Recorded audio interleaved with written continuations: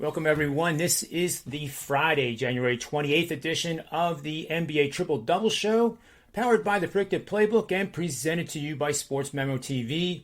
And I'm joined, as always, with Ronald Cabang to break down 3 games on the NBA card tonight. And this is quite a night for a lot of great matchups, Ronald, and we're going to get right into it. The first one we're looking at here is the Western Conference, the third and fourth best teams in the conference. The Utah Jazz are just 2-8 straight up and 3-7 against the spread their last 10. Rudy Gobert is going to be remaining on the shelf until at least mid-February. And obviously he means more to that team than I ever imagined. But they are at the Memphis Grizzlies. This is set to take place at the FedEx Forum. Tip-off time, 8 o'clock Eastern Standard Time. For the season, the Grizzlies are 16 games over 500, 33-17. And as I said, the Jazz were a lot better record-wise, but they're still 11 games over 500 with a 30-19 record. The Memphis Grizzlies come into this game as a 4-point home favorite. And I'll let you take it away, Ronald, and break down this game for us. Yeah, as you mentioned, the Jazz are struggling right now. They lost 9 of their last 11, and it's mainly due to Gobert missing in action, like you mentioned. We always talk about how he impacts the defensive side of the ball for them, but he doesn't get enough credit for how much he helps the offense flows.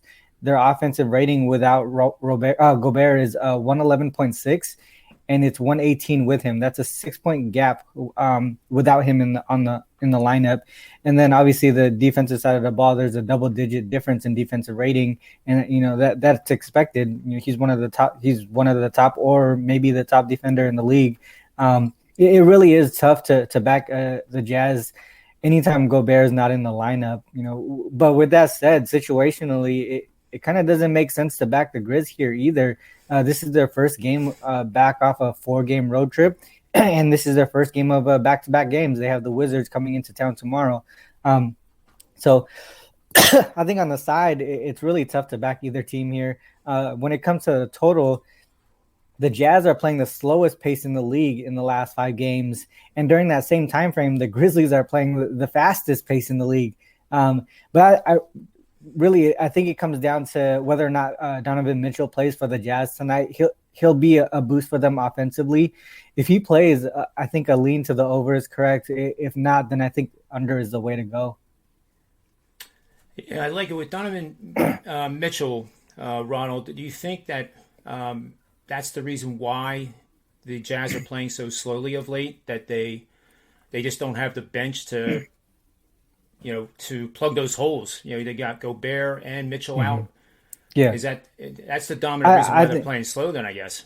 Yeah, I think they do play slow, regardless. But even more so without Mitchell, because he's the one that really attacks the rim. Him and Conley, and with just him, I think with just Conley, I think it's less attacking the rim and more ball movement. Mitchell really, sometimes you can see him just walking up and shooting a 3. There's times when that happens with him, and when he's feeling hot and not, feeling a rhythm. So I do think he does play a role in the pace for the Utah Jazz.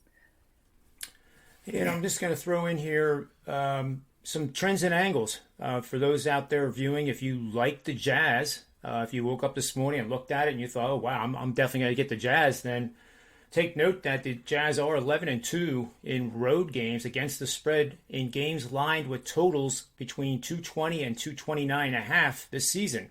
Currently, the total's at 224, 224.5, so smack right in the middle of that 10-point range. And also the Jazz over the last 2 seasons, just flat out, irregardless of home or away, are 44-28 against the number, with a total of 220 to 229.5 in the last 2 seasons, as I said. And then Memphis, if you like the Grizz, Memphis is 17-5 in January games over the last 2 seasons. So January they turned the calendar over, and now you're down the home stretch. That also marks the halfway point of the season. And a lot of teams do kick in. A lot of teams just fade right there at that game number 42. Also, Memphis is 8-0 against the spread after a divisional game this season. And last but not least, they're 16-7 against the number after playing a road game this season. So those are some trends and angles for that matchup. And let's move on to our second game, which is another great matchup. The Minnesota Timberwolves have been on the rise, and they would be in the playoffs right now, being in 8th spot in the Western Conference. 24-24 is their record. 23-24-1 against the spread. Over under 27-21. The Suns 38-9. Amazing record. 26-21 against the number. They are obviously first in the Western Conference. Not surprisingly, despite the fact that Minnesota has been playing pretty darn good, and they're 11-14 on the road, folks. Phoenix is an 8.5-point home favorite to the Timberwolves. So take it away, Ronald, and break down this game for us. Yeah, I mean, the Suns are coming into this one hot, winners of 12 of their last 13 games, I think. The Wolves have been playing great ball lately too, like you mentioned. They just stepped in front of a Warriors team that's kind of starting to put it together without Draymond. And the Suns did beat the Wolves earlier this season, 99-96. That's a really low total for these two teams. But the total for this game, it's hit 230. I think it opened at 231. It's kind of going down a little bit. And the Suns games have only hit this once in the last 10 games. And the Wolves, they're playing obviously they're playing their second of back-to-back games. Both Towns and Edwards played 35 plus minutes. The Suns, they may seem well rested. I think it's only their third game in 6-7 days or something like that, but they've been shorthanded. So a lot of their key guys have been playing heavy minutes the last few games. So I think we could see some tired legs from both sides of the ball. I think the under is a play here. It's probably not going to hit the 99-96 like it did before, but 230 I think seems high in this spot. Yeah, and Anthony Edwards kind of became polarizing a couple of days ago after one of their most recent win, which escapes me right now. But nevertheless, he is playing at a very high level. He was runner-up in the Rookie of the Year balloting last year, and he did make a statement that, okay, well, if that's how you're going to treat me, then I'm going to win the MVP next season. Meaning not this current season, but the following season. But he's been backing up the talk because he's averaging 23 points per game over this stretch of winning ways for the Timberwolves, and him and Towns are definitely leading the charge here with the Timberwolves. So they are a legitimate playoff team in my mind. Yeah, I mean, before yesterday's game, Towns, Edwards, and Russell were averaging all over 20 points per game the last I think it was last 10 games or so. So they're really putting it together in Minnesota. And as we know, the Suns are a very good shooting team. They're shooting well over 46% for the season. But note that the Timberwolves have played well against these elite shooting teams. They're 15-6 against the number this season when facing a team that's shooting 46% or better from the floor. If you like the Phoenix Suns, I have a lot of them here, but one that sticks out, the Timberwolves are a good passing team. They're averaging more than 23 assists per game. Over the last two seasons, Phoenix is 62-38 against the number when facing teams that are averaging 23 or more assists per game. So there you have two trends and angles for that matchup. And that will go to the third and final game. And most intriguing that the Bucks are having a home game starting at 10 o'clock. I did some searching, Ronald. I could not find out a reason why. Usually their start times are 8:05. But something special must be going on to be at 10 o'clock. But nevertheless, Milwaukee Bucks are sixth in the Eastern Conference, 10 games over 500 at 30-20. The Knicks continue to flounder, and even though they're trying to play better defense of late, Ronald, they're just not a good team in my eyes anymore. They're not the Knicks of last year. Mm-hmm. They're 23-26. They're 24-25 against the number. Not surprisingly, Milwaukee's an 8.5-point home favorite with a total of 217.5, which seems a little high to me initially. But take it away and break down this game for us. Yeah, no, I agree with you. I think 217.5 is really high. The Knicks are 9-3 to the under this season when the total is over 215. So that's one quick edge you see right off the bat. The Knicks are coming into this one as losers of 5 of their last 6, and it is mainly due to their offense. They're 28th in offensive rating during that 6-game span, and this is a revenge spot for them. And they tighten up a little bit defensively, avenging double-digit losses. They are 3-1 against the spread and 4-0 to the under in those spots, scoring and allowing just around 96 points per game. The Bucks beat the Knicks pretty easily by 15 points in the last matchup. I think they actually are already 2-0 against the Knicks this season. They played, I think this might be their third game. And they do a good job continuing to be like successful against teams they already beat earlier this season. They're 9-5 against the spread and 9-5 to the under in those spots.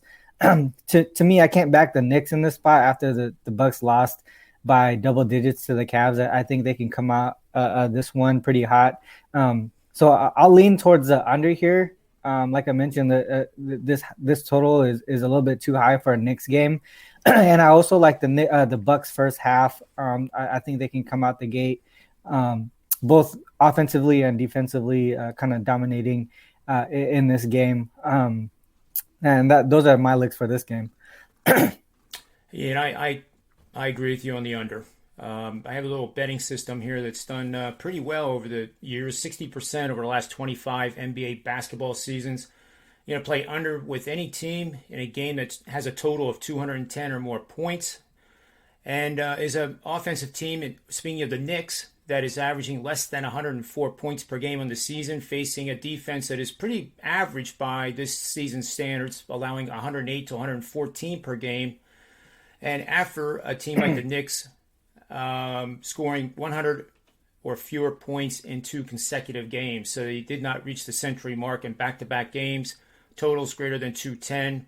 They're averaging 104 or fewer points per game on the season against a defense like the Bucks that's allowing 108 to 114 per game. That's the system, and that is at 60% winners over 25 years and 320 wagers. It's in last 5 seasons, it's hit 59% right on the nose. So it's very consistent, and you don't always have to have a system at 72%, folks. Sometimes, you get up into those 78, 82% over the last 5 years, for example, and you have a lot of recency bias in those systems, and they're likely to go against you.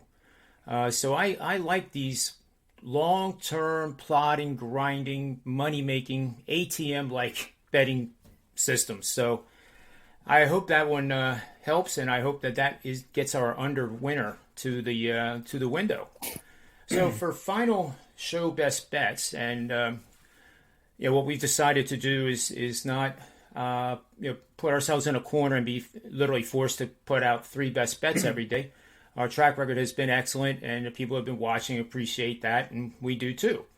But at the end of the show like this, we'll both collaborate, if you will, and we'll come up with leans and what have you. If it's a best bet, it's a best bet. Personally, I'll start things off. I think this is a best bet game. The under 217.5 in the Knicks-Milwaukee Bucks game. I like that quite a bit. Right now, that would qualify as a 3-unit play for me on a 3-unit to 5-unit range, with the 5-unit being akin to game of the month status without the hype.